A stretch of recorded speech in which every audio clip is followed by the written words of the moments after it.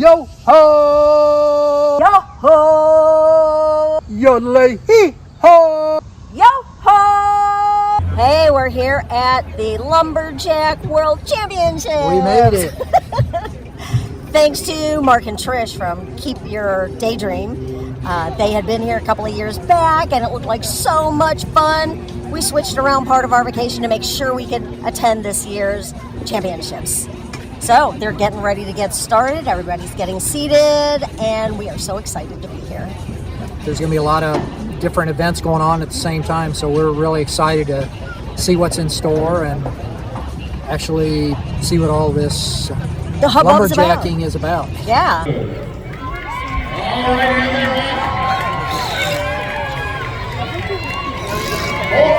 runs down, Meredith's running keeper of the year.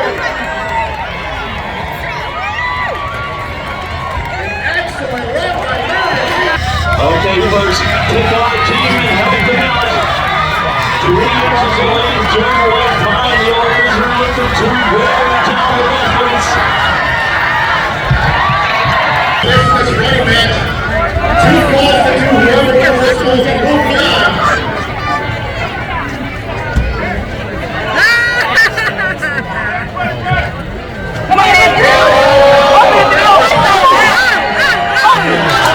Yo ho, Linda! Yo ho! That was a cry you could hear the entire weekend at the Lumberjack World Championships. Yeah, and it was a lot of fun. It was a tremendous amount of fun. I don't know when I've had so much fun and just went into something so unexpectedly, not knowing what to expect. Right, yeah. So That was cool. It really was. So the Lumberjack World Championships are held every year in July, at the end of July, in Hayward, Wisconsin. Mm-hmm. And Linda rearranged our trip because she thought it would be fun to include a stop on our way to the Upper Peninsula and take in these championships. We were planning on going to the Upper Peninsula anyway, and so we figured we'll just head up there and then we'll start at the west end of the UP and work our way across to Mackinac Island. And that's what we did. And it was really easy to get to. It was. Been holding the championships since 1960, so there's a tremendous amount of history with the event. But let's set the stage Yeah. for the event. So they have a permanent Lumberjack Bowl, they call it. It's right in town, in the middle of town. There's a large pond there, which they have to have water for log rolling and things. And lots of seating, bleacher type seating. They had brand new grandstands that they had put in during the past year. You can see from any seat in the house. Yeah. So once you walk through the gates, it's almost like a carnival atmosphere without the rides. Yeah. You can really sense an energy, and there's booths there, food trucks, booths with people selling their wares or whatever. A beer tent, a big beer tent. Yep, live music.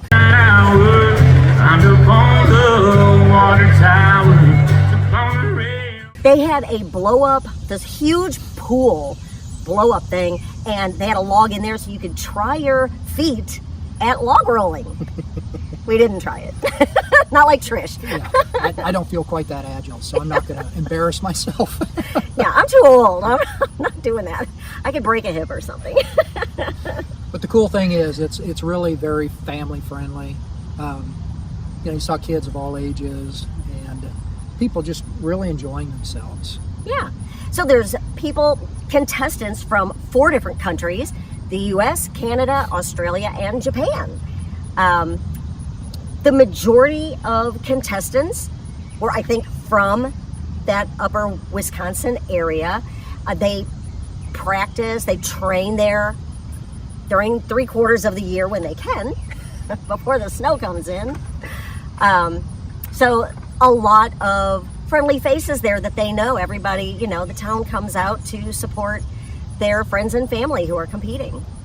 And you've got nearly 200 contestants, really of all ages. Mm-hmm. You saw a lot of kids, 20s, yeah. 20s, 30s, but then there were also a lot of masters. So Mm-hmm. a lot of older people as well. So it was really neat to see how they embrace them and work them into the program. So in the way of events, there's over 22 events that are held each night, and you've got preliminaries on Thursday, semis on Friday, and then finals on Saturday. Yeah. These events center around chopping, sawing, pole climbing, log rolling, and then what they call the boom run. And all of them, you know, I've never really seen anything like this before. So we've seen a lot of amazing events. Do you have a favorite, Linda? The 90-foot pole climb. Yeah, that was my favorite. I kind of enjoyed the log rolling. Yeah, you did. Awesome video. Tonight is the semifinals.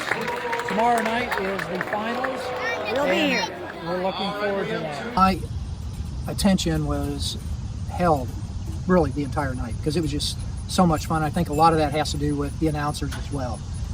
They're announcers, and there were 3 of them throughout the night, and they just really had this energy about them, and you could tell that they had a lot of experience, had been connected with the event for a long, long time because they would go into all the history and whatnot, but they would keep the crowd engaged, tell you about the events, get you cheering for participants, and you know, it was just really one of those things where it was just really fun to be a part of it.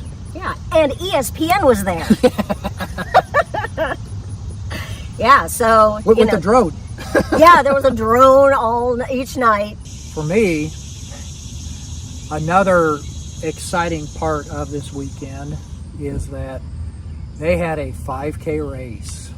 And as you can see, I'm wearing the shirt from the race. Well, I didn't think that Gary would be running a race for the very first time on any vacation we've ever gone on, except for a cruise, I think, and when we went to Costa Rica. But here we are at 6:30 in the morning, and we're going to the Lumberjack Run. Lumberjack 5K. Yes, sorry. Semantics. Right. But it was a lot of fun. Probably about 250 or so people. It started at the outside of the Lumberjack Bowl. We finished inside the Lumberjack Bowl, but it went out on the city streets. It was maybe a little segment on the sidewalk. There was also a little bit of off-road. They had a costume contest, which it was funny to see how some of the people came dressed up. And you know, for me, the 5K was really kind of the icing on the cake. Of course. But for me, the fun aspect of the race as a spectator was afterward, Gary was cooling off and I was sitting in the beer tent. They weren't serving beer yet, and I don't drink beer. But anyway, I digress. I look up and I see this guy, and I thought, just in passing, oh, he looks like Joe that worked for the same company I had worked for. And I kept looking back over, and he walked away for a phone call, and I thought, I'm going to go ask his wife. Hey, is your husband's name Joe? Yeah. Did you guys used to live in St. Louis? Yeah. So did he work for Agape Construction? Yes. They had left, I don't know, 9 months or a year before I had retired, and to move back up there. I didn't know where he was moving. I just knew it was up north. And here, 700 miles from home, I run into him. So the world I was gets tickled. smaller every day. All right, as we start to wrap this up, we like to finish with the good, the bad, and the ugly.